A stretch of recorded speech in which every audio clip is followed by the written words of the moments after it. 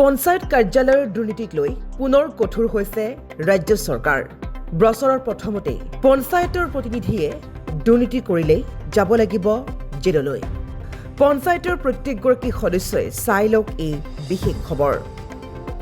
পঞ্চায়ত কাৰ্যালয়ৰ যি দুৰ্নীতি চলিছে সেই দুৰ্নীতিক লৈ এতিয়া কঠোৰ হৈছে ৰাজ্য চৰকাৰ। নৱবৰ্ষৰ সোমোৱা মাত্ৰকে এবাৰ ৰাজ্য চৰকাৰ কঠোৰ হৈ পৰিছে পঞ্চায়তৰ সদস্যসকলৰ বিৰুদ্ধে। কোনোপধ্যেই পঞ্চায়ত অফিচত কৰিব নোৱাৰিব দুৰ্নীতি, সেয়া পঞ্চায়তৰ সদস্য বা প্ৰতিনিধিয়ে হওক, কোনোৱেই কৰিব নোৱাৰিব দুৰ্নীতি।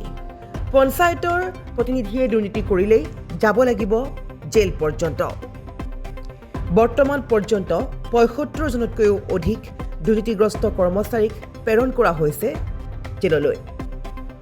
পঞ্চায়তৰ বিভিন্ন বিভাগৰ ৩০জনক দুৰ্নীতিৰ বাবে চাকৰিৰ পৰা কৰা হৈছে বৰ্খাস্ত।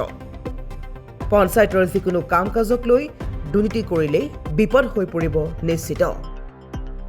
লগতে পঞ্চায়ত কাৰ্যালয়ত মহিলা পঞ্চায়ত প্ৰতিনিধিৰ স্বামীৰ প্ৰৱেশক লৈও ডাঙৰ মন্তব্য।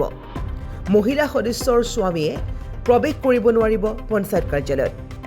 পঞ্চায়তৰ কাম কাজতো কৰিব নোৱাৰিব হস্তক্ষেপ। ইতিমধ্যে মন্ত্ৰী ৰঞ্জিত কুমাৰ দাসে কৰিছে ডাঙৰ মন্তব্য। যিটো বিভিন্ন সময়ত দেখা যায় পঞ্চায়ত অফিচত গৈ মহিলা সদস্যৰ স্বামীসকল প্ৰৱেশ কৰে আৰু অফিচত গৈ বহু সময় ধৰি বহি থাকে বা মহিলাসকলক কামত সহায় কৰি দিয়ে। কিন্তু এতিয়াৰে পৰা এনে কৰিব নোৱাৰিব। কোনো মহিলাৰ স্বামী যাব নোৱাৰিব পঞ্চায়ত অফিচত বা কোনো কামতো কৰিব নোৱাৰিব হস্তক্ষেপ। যদি কিবা শিকিবলগীয়া আছে তেন্তে ঘৰত শিকাব পাৰিব, কিন্তু অফিচত গৈ কোনো শিকোৱা ব্যৱস্থা নচলিব।